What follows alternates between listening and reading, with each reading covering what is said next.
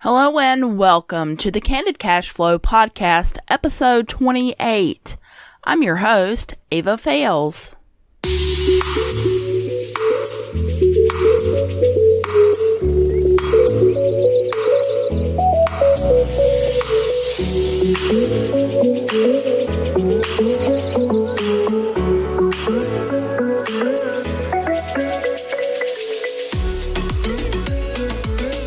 Twitter. You probably have one of two reactions to that word.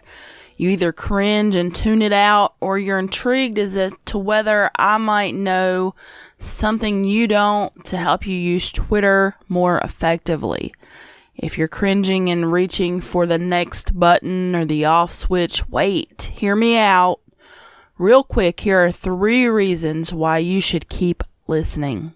1. Tweeting is like sending a long text message to your audience. That's powerful. 2. It's the easiest social network to build a big following. 3. It works great in tandem with other networks like Instagram. I started on Twitter in January of 2008, and in this last decade, I've learned a lot of great tips and tricks that make Twitter a super simple addition to my platform. I'm going to share those tips with you, so stay tuned. This episode is sponsored by Publishers Plus. Publishers Plus specializes in helping self-published authors publish their books on all the major bookseller websites and build their platform. Authors retain all control and royalties. It's not a vanity press, it's your publisher. Visit their website at publishersplus.co for more information about publishing your books and building your author platform. First and foremost, to get started with Twitter, you need an account. You know the drill. Go to twitter.com, fill in your information, and follow the prompts. Once you have your account, you want to fill out your profile completely. This includes your profile image. This can be a picture of you or your business logo. It's not wildly important as long as you have an image there. A cover image, and make it something you care about. For example, mine is an image of a vintage typewriter. Canva.com has a template for this to make your cover image easy.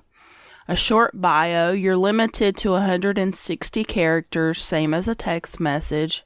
Include hashtags and emojis if relevant and possible. Your location, it's not required to share your location, but it is helpful. Your website URL, this is also not required, but why would you leave it blank? If you don't have a website, link to one of your other social media profiles or anything you want to promote. Send your first tweet. Twitter has this all set up for you, and you can choose from 2 different messages to send out. Of course, you can make your own custom message as well. As with most things online, Twitter comes with its own terminology. So here's a short primer on that. Tweet, that is the messages that you send using Twitter. Retweet is a message shared by another Twitter user that you tweet to your own feed. Mentions are tweets that mention you using your @Twitter handle. Followers are your audience on Twitter. These are the other Twitter users that have followed you on the platform so that your tweets appear in their newsfeed. DM. DM stands for direct message, and this is the private messaging system on Twitter. Likes, each tweet has a small heart icon beneath it. When you click that, you have liked that tweet. Lists, when you create a list of Twitter accounts and you can title them however you like. Lists make it easier to follow the conversations of certain users by separating them from your newsfeed as a whole. Moments. Moments allow users to stitch together a series of tweets in kind of a story-like order. So let's talk about a brief history of Twitter, and we'll throw in a few stats here. Twitter officially launched in April of 2007. In those early days, it absolutely took off and exploded. By 2008, government and news agencies were adopting it as a means for their audiences to get real-time updates. The first tweet was sent from space in 2009. When I first got on Twitter, it was a strictly text-based application. Sharing images and video was done in the form of uploading files to a third party and then tweeting the links. I couldn't find any information about when they added the ability to add images and video natively, but it was a big deal when that happened. Also, until 2017, tweets were limited to 140 characters. That number doubled last year to 280 characters. In 2010, the Library of Congress began archiving all public tweets.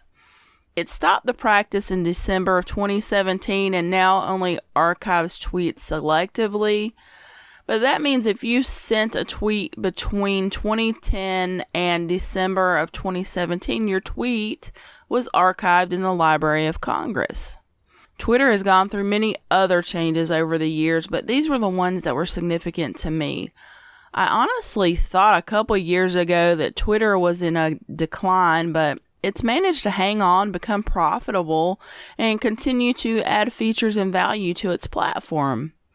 The most important stat these days are the millennials using it.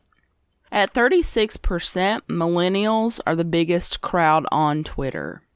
Twitter has 330 million active users every month, and the platform sends 500 million tweets every day. Twitter is used even more for its robust search engine. If you want to see tweets about any topic, you can do so by typing your keyword in the search. This makes it easy to find other users who share your interests. Another organic feature of Twitter that just kind of happened naturally is that it is the best source for up-to-the-minute news. Many times you can find out news from Twitter before it's ever reported in the media. As you can see, there are many reasons to use Twitter besides business. Be sure to grab the show notes for more stats and a free ebook that shows you how to put everything I'm about to teach you into practice.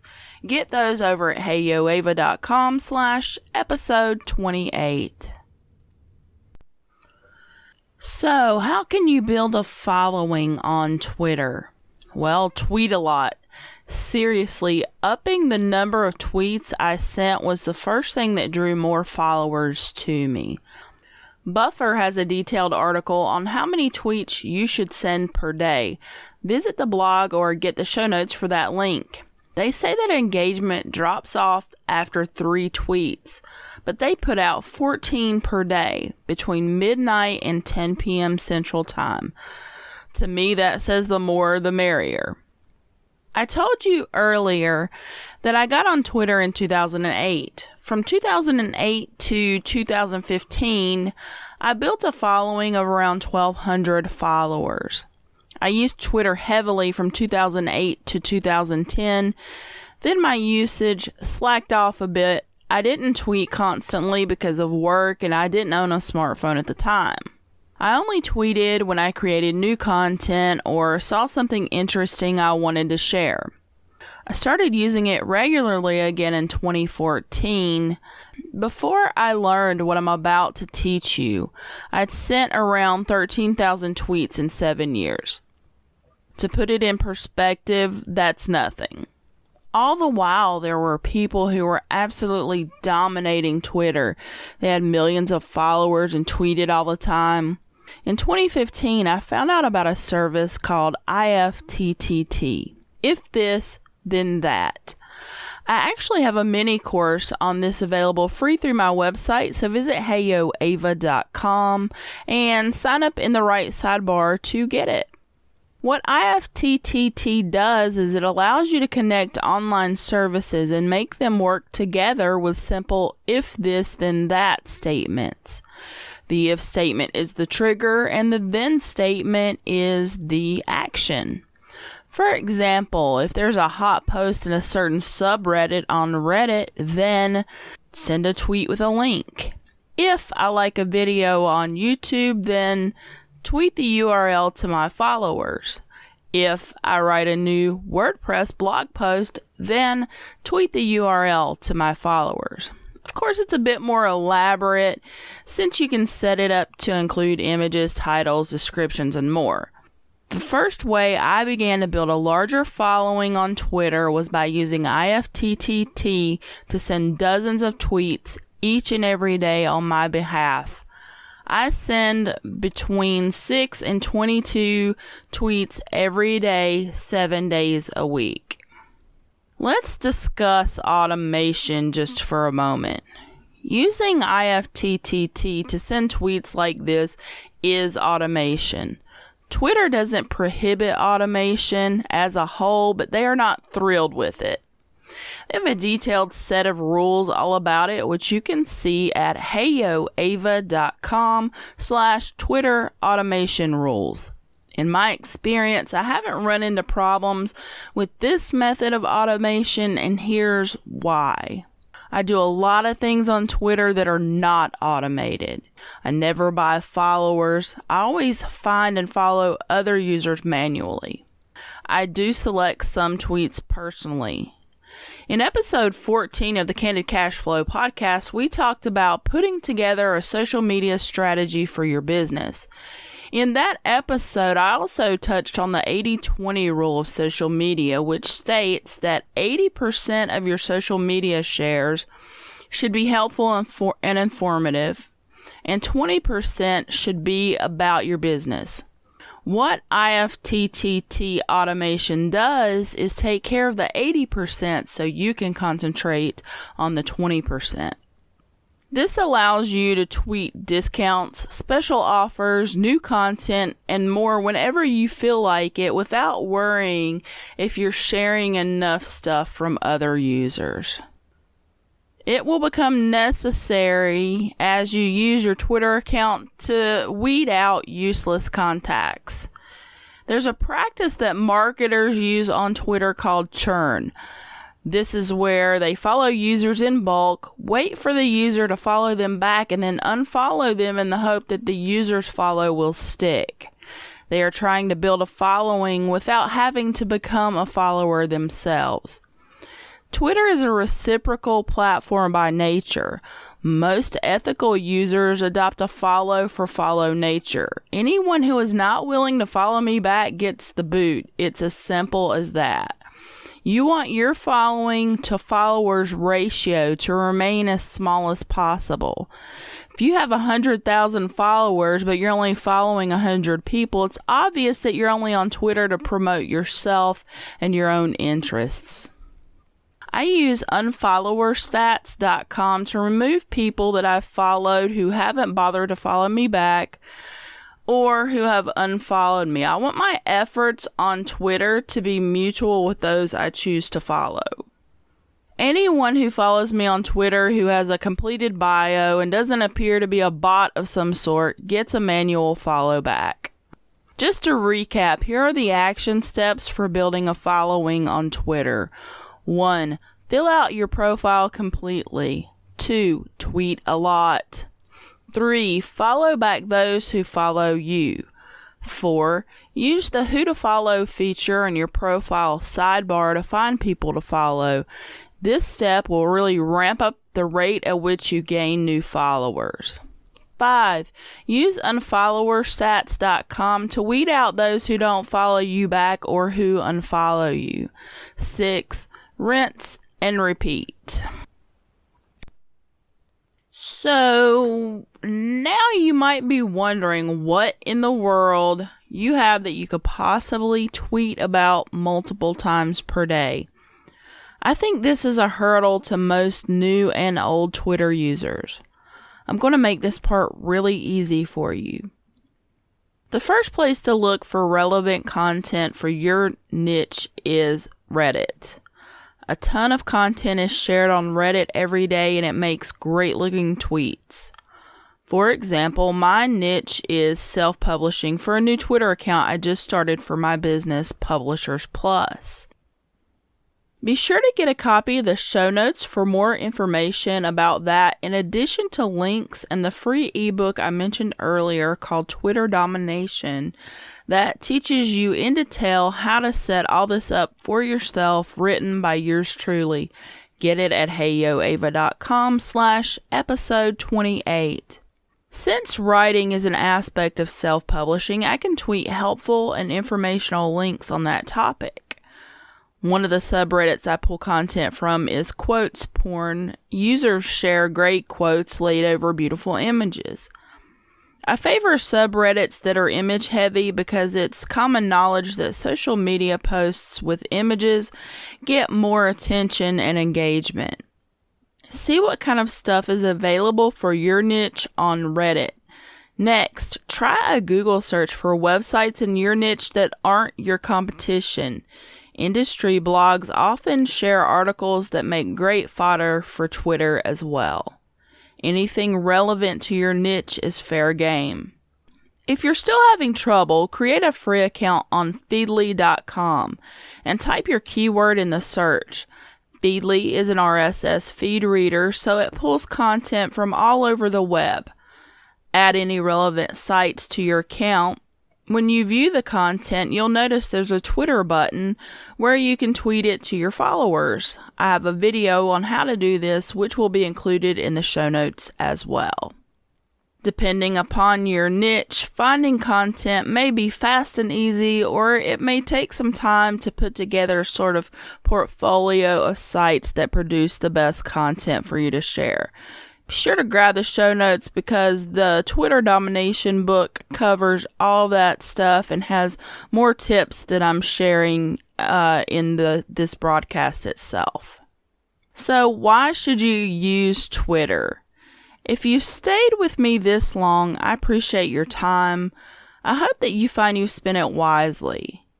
I could have included this information at the beginning of this episode, but I really wanted to speak to those of you who are interested but are still confused by Twitter and its relevance for you or your business. I told you earlier that it took me 8 years to get 1,200 followers on Twitter. In 2015, when I began implementing these strategies, I'm now at more than 7,100 followers on the same account in just 3 years. It would be a lot more than that if I dedicated more time to building up this account, but I kind of just do it in my, when I don't have anything else to do, or when I think about it, I'll pull it up and work on it for a few minutes. So what about my new Twitter account for Publishers Plus? Well, I created the account in March of this year and started building it up in April. I'm currently at more than 300 followers, so this strategy simply works. You should use Twitter because of the great resource it is for news and content. You should use it because you can basically send a bulk text message to your entire audience on the platform anytime you want. You should use it because it's dead simple to create a huge following and then monetize that following by using it to build a list or point users to links that are important to you and your business. You should use Twitter because it challenges you to be concise in your messages. You should use Twitter because you can participate in trending topics by using hashtags. I could go on, but I think I've driven my point across. It's up to you whether you think Twitter is right for you and your business. Here's a simple test. Go to twitter.com and search for your niche. Click the People tab at the top. Find a competitor that you know and click on their profile. How many followers do they have? My guess is not a lot. My closest competitor has thousands less than I do. This simple strategy, you can knock the socks off your competition. Enough said. That's gonna do it for this episode of the Candid Cashflow podcast. I want to mention that I will begin having guests on the show from time to time very soon. Honestly, I've about exhausted my repertoire of information, and it's high time to get some experts in cash flow in here. I hope all you cash flowers are looking forward to that. If you heard anything here that interests you, be sure to grab a copy of the show notes at heyoava.com/episode 28. All of the links, bonus information, ebook, links to my Twitter accounts, and more will be included. In case you're new around here, each episode of the Candid Cashflow podcast also has a corresponding blog post in addition to the show notes. You can see the archives at heyoava.com/candidarchives. If you like this episode, I hope you will consider subscribing. You can do so in your favorite app at heyoava.com/candidcashflow. I release a new episode each Wednesday. Until next time, turning your passion into cash flow.